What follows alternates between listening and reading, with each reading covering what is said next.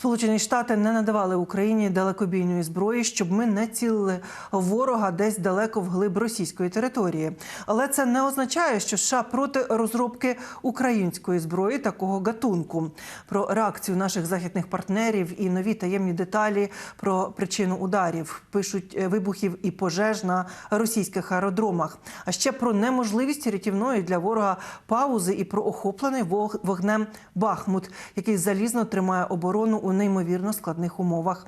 Дивіться хроніку подій 287-го дня Великої війни з Росією у матеріалі Олексія Пасака. Буде треба, вдаримо по Сибіру. Скоро в Росії не залишиться безпечної території, де ворог почуватиметься захищеним. За 9 місяців вторгнення українці добре відчули реалії життя під ракетними обстрілами. А тепер це відчує і ворог. Після раптової бавовни на литовищах Рязані, Саратова та Курська видання Financial Times на умовах анонімності поспілкувалося з українськими високопосадовцями. Джерела видання спростовують заяви окупантів про використання радянського безпілотника «Стриж» і водночас відкидають поширену у ЗМІ думку, що 5 грудня відбулися польові випробування таємної ударної розробки від Укроборонпрому. Тож Україна використала якийсь інший дрон, створений силами держави та приватного бізнесу. Ну от і такий все-таки значимий результат для Росії. Ані заохочувати, ані відмовляти. Міністр оборони і держсекретар США наголосили, що в той час, коли вони свідомо не надали ЗСУ далекобійного озброєння, вони все ж таки не можуть відмовляти українцям у задоволенні підірвати далекий російський аеродром.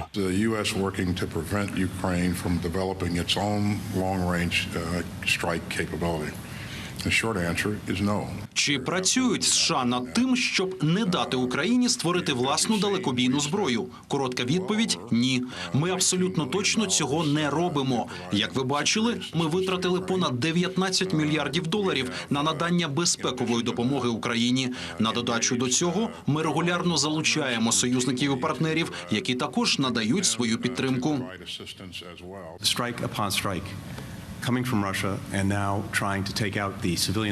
Удар за ударом, які йдуть із Росії, це те, що ми називаємо зброєю зими. Спроба зруйнувати цивільну інфраструктуру, яка надає людям тепло, воду та світло. Це реальність для України у будь-який час доби. Ми не заохочували і не змушували українців бити вглиб Росії. Але важливо зрозуміти, що українці щодня живуть в умовах російської агресії проти їхньої країни. США і всі західні партнери хочуть переконатися, що українці мають усе необхідне, щоб захистити власну свободу і свою територію, наголосив в Держдепі. Україна і світ не мають іти на поступки ворогу, наголосив президент Володимир Зеленський. У зверненні на церемонії нагородження імені екс-держсекретарки США Мадлен Олбрайт нагадав, що саме вона за день до вторгнення 24.02 опублікувала колонку про історичність помилки Путіна. І нині ціну цієї помилки бачить увесь світ. Очевидно, що диктатор програв. Однак він робить усе, щоб Росія продовжила воювати, аби лише не зізнаватися собі й іншим, що була зроблена історична помилка. Якщо Росія почувається загнаною в кут, вона повинна звинувачувати лише себе. Україна та вільний світ точно не мають змінювати свої цілі і обмінювати на якісь компроміси свої цінності. Якщо диктатура боїться визнати помилку та спокушає передишкою в боях.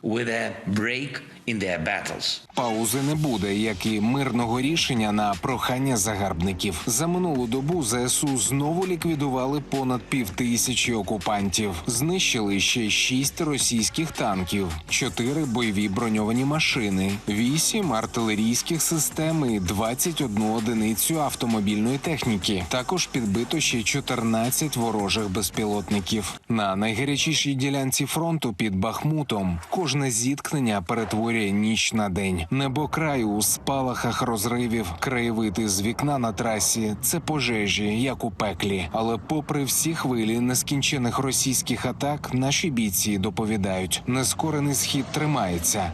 і триматиметься. Ситуація наразі в місті чуєте самі. Стрілкові бої, артилерія, міномети працюють, ближні контактні бої, але позиції тримаються. Наші козаки відбивають ці атаки піхотні, тому все добре. Чекайте на гарні новини. Навіть посеред кривавого зіткнення під Бахмутом є місце для людяності та бодай тимчасового спокою. Бійці тероборони Олексій та Валерія розповідають про 2 врятованих цуценят. Їх знайшли в одному із покинутих селищ на передовій Донеччини. Хвостаті були ледь живі, але зараз маленькі знайди вже добре знають армійський раціон і вже мають імена. Чи може позивні, коли живеш військовим життям? Це складно розрізнити. Заїхали ми сюди тиждень десь назад, почули скавуління, почали прибрати в хаті, почули скавуління. Потім дізналися, що мама їхня їх покинула. Як знайшли їх?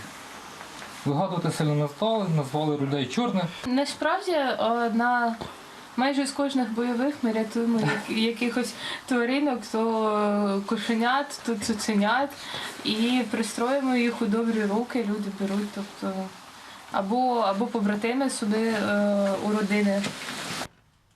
Олексій Пасак, 5 канал.